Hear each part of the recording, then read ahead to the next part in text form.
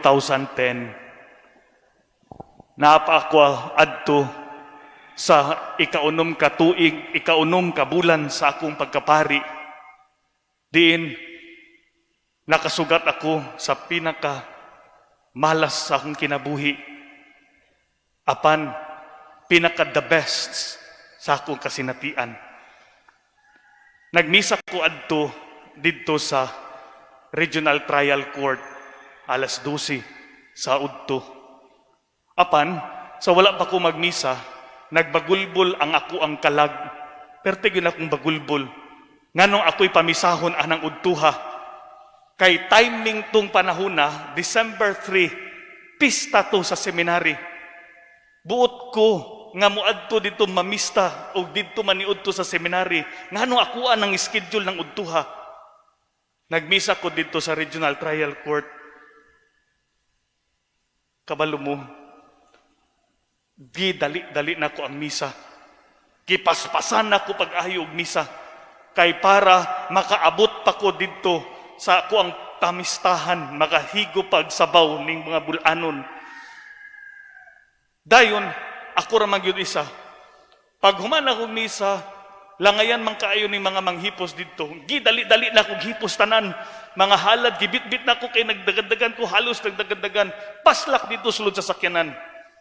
Gikan sa Regional Trial Court, pakusog kong dagan, kusog yung kayong dagan ako, overtake, taman sa maginhawa nga ma-overtakean. Makaapasla dyan ko sa kong pamistahan. Pag abot dito sa may bangkal, mo cross na ko sa highway, dito na ako naagian ng pinakadimalas. Nga pag-cross na ko sa highway, wala ko kita, naapuday ni cross nga motor. Pag-cross sa motor, wadyo kabantay. Ang nadungog na lang nako, kusog kayong paka, bang! Wadyo kabalo, unsa ko ang naigo. Ninaog ko, pagkakita nako, ang bata naana sa kalsada. Duguan na kayo. Tapos ang papa, nga nag-angkas man siya siyang papa, muralag wala. Ning bangon lang ang papa, gihubo ang helmet. Dayon, gidagan ko niya pag-ayo, kay sumbagon ko yun niya.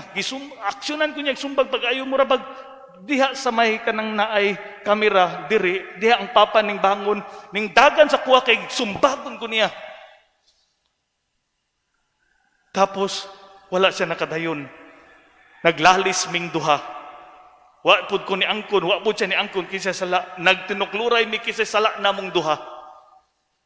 Dahil nadungog na ko ang bata, ning sakit pag-ayo sa kasakit. Papa, tabangi ko pa, sakit na kayo pa, tabangi ko pa.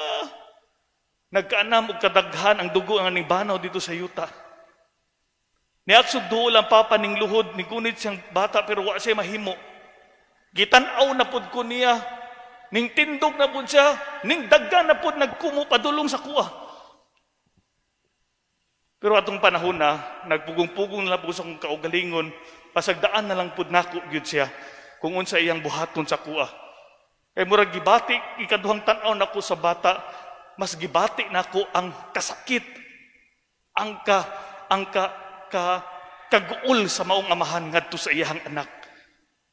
Kay kung nasumbagan pa ko adto, ambot lang kung napaba ko'y karir sa pagka-artista, wa yun, malaan, maguba, gining naunga. Dayon, to make the long story short, nadala man ang bata dito sa ospital. Pagbot sa ospital, ang mama, may uban ko dito sa ospital, ang mama nagkunog, ninduol sa kuha. Sir, tabangi mi sir, luoy biya kayo mi sir, pobre jud kay Mr. Sao man amon ni pagbuhi kani aron kani among kahimtang karon sir. Then nangutana siya ko sa ilang nga pari ko. Then nangutana siya, asa day ka nagtrabaho sir? Dito ra ko ni angkon nga nitug-at siya nga ayaw kabala ka manang pari ko. Magkinaunsa ato bangon nako na magkinaunsa dito mo biyaan. Magkinaunsa nara ko uban ninyo. Dayon, ning talikod ang mama, nag-istoryahan na siya siyang bana. Giistoryahan siguro niya yung bana nga, pari man din ang panuhakan ha. Pag ingog paring banuha ka, nang yugpos na ang bana, nag-ana na, nagsigtutok sa kuha. Yung ko patay na. Ganina, may pagwa ko ni angkod, di ako masumbagan. Karon nga ni angkod ko paring, mo ni panahon na masumbagan na yun ko. Human, taod-taod, ning duol kalit ang bana, patay na. Patay na, ning duol sa kuha, siga kay mata. Gihalog lang ko niyag kalit. Gihalog ko niyag kalit. Inya nangayog, sorry. Sorry kayo, Father, ha? Sorry kayo. Wala ko kabalo nga pari day ka. May nalang yun, wati ka nasumbagan. May nalang yun, sorry yun kayo. Wala yun kabalo. Kabalo mo, after adtong orasa, nakauli ko sa San Pablo pa ko ato na-assign. Nakauli ko mga alas 9 na sa gabi. Naguli ko, nisaka ko dito sa konbento, nagkurog ang ako ang tiil, naghadlok pa kay ko, grabe ang trauma. Di na ako madawat ganong unsa tong hitabua. Dito sa ako ang kwarto, balong mo, number 1 na nisuod sa akong hunahuna, gibasol na ko pag-ayo ang Ginoo. Gibasol na ko pag-ayo ang Ginoo. Unsay gihimo niya nako didto? Nganong gipasagdaan ko niya didto? Asa man siya didto? Wa ba siya kabalo? Ginanak, wa ba ka kabalo? Naman ko'y cross, dako kayong cross dito sa kwarto. Akong gibasol pag Ginoo, wa ba ka kabalo? Kung asa ko gikan ko nagmisa. Gikan ko nagmisa. Pero nganong gipasagdaan ko nimo didto Pero tiyan akong basol sa Ginoo. Nga hanto di na ko kahinumdum, nakatulog ba ko or wala, nga nagsigir ako giyaw-yaw. Grabe yan kay ka, asa man ka Ginoo. Paring mata ko nimo, nganong gipasagdaan ko nimo didto. Pagkabuntag, cancel tanan ang misa nako kay di na ko kaya. Nagakurog akong tuhod. Si Monsignor Nards buhi pa to, sige panawag, mga na ta LB, kauna. Di ko kaya nyor, dili na sa ko, walay gana, nagakurog akong tuhod. Wajud po ko ni adto sa ospital adtong pagkaugma, kaya di po na ko pakaya. Pagka ikaduha ka adlaw, dito na ko, nibisita ko balik, nagdala ko grocery, nagdala ko bugas, nagdala po kog allowance para sa pliti-pliti atong pamilyaha. O mapalit nila na mga tambal. Kabalo mo atong ikaduhang adlaw, dito na i-confession ang papa. Pag abot na ko, na si Father, sulti si Father. Sulti sa tinuod. Ginaan nila ang papa. Ningon ang papa, Dre, sorry gyud bitaw kaayo, Dre, ha? Sorry gyud kaayo. Katong panahon na makasabot ka sa kuha. Unsa kasakit para sa kuha, magtanaw sa kong anak, daw murag patay na. Sorry gyud kaayo, Dre, ha? Sumbagon gyud unta tika ato. Sumbagon gyud unta tika. Pero maayo na lang. Gipugnan ko sa imong mga kauban nga nakaputi. And that time, walay laing tao dito. Kamirang duha. Naningang ako. Kinsay kauban ako dito. Wa may laing tao dito, kita ramang duha. Dre, na kay mga kauban. Nagtugani ko mga lay minister to dito, nagsakay sa imong sakyanan, puno gani mo, puti, tanan lang suot.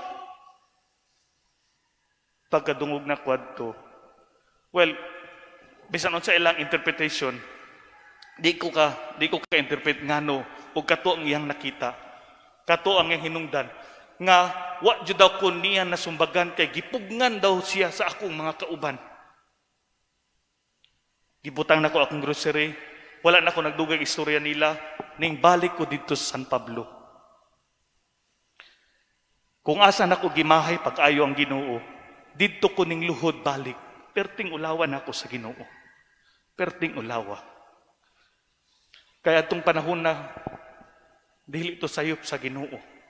Sayop to siyang pari nga abusado. Giyon sa nako ang misa, hilabihan nagdali-dali, perting abusaduha. Pero dito gibati nako ang pagkamatinud-anon sa Ginoo. Ang pagkamatinud-anon sa Ginoo. Ang iyang pagkamatinud-anon diha mapadayag sa iyang daghan nga panalangin. Ang iyang pagkamatinud-anon diha mapadayag sa iyang panalipod kanunay. Ang iyang pagkamatinud-anon diha napadayag sa iyang pag-uban kanato kanunay. Ug adtong mga orasa, ug adtong mga panahona, wala ko'y laing kauban, pero siya ang unang ning depensa. Ang iyang presensya Siguro dili nato naon kung unsa tong nakita niya, pero nabati nako nga gipanalipdan ko adtong panahon na. Walay laing nahitabo sa kuha. Ang pagkamatinud-anon sa Ginoo. Diha siyang daghang panalangin. Diha siyang pagpanalipod nato sa bisan unsa nga mga pamaagi. Ug diha siyang presensya nga mag-uban sa tuwa. Mga igsuon, ako aning gipaambit sa inyo ha. Kay gusto ko kamo nga maaghat ko kamo kaayo. Mapasabot na ko kaayo kaninyo kung unsa ka maayo ang Ginoo. Unsa ka matinud-anon ang Ginoo nato. Nga sa iyang pagkamatinud-anon o sa daghan niyang panalangin na bisan unsa, dili unta ta mahadlok sa muabutay na mga adlaw ning kinabuhian nato. Kay magkinaunsa panalipdan ta niya. Matinud-anon kayo ang Ginoo. Unsay mahitabo sa tua, unsa ba pa ang lain pang mga manghitabo karong sunod tuig ning kinabuhian. Dirita sandig sa iyaha. Dirita sandig sa iyaha. Matinud-anon ang Ginoo. Manalipod ang Ginoo. Mag-uban ang Ginoo. Ug mao ni mga igsuon ang atong nadungog sa ebanghelyo, ang Benedictus, usa ka pagpanagna ni Zacarias, ug diha siyang pagpanagna iyang gihinumduman pagbalik unsa ka matinud-anon ang Ginoo. Nga ang panaad sa Ginoo nga iyatang luwason sa atong mga kaaway. Kaaway aning panahon nga hulga sa pandemya. Kaaway aning panahon nga grabing problema sa kwarta. Kaaway aning panahon kung unsay mahitabo aning relasyon na. Kaaway aning panahon sa daghan kayo natong mga gusto mithion ning kinabuhi. Ang sulti ni Zacarias, luwason ta sa Ginoo sa atong mga kaaway. Maning kamot ko to sa makaya natong mabuhat ning kinabuhi. Pero sandig lang gihapon gyud ta sa iyaha. Musandig lang gihapon gyud ta sa iyaha. Ibutang nato solid nga pagtuo diha sa Ginoo. Isandig nato ang atong tanan nga paglaom, ang atong pagsalig ngadto sa Ginoo. Kay lagi matinud-anon ang Dios sa iyang panalangin, sa iyang pagpanalipod, sa iyang presensya nga rin nato, nga rin sa atua. Manalangin ka nato ang Dios. Palihog manindog.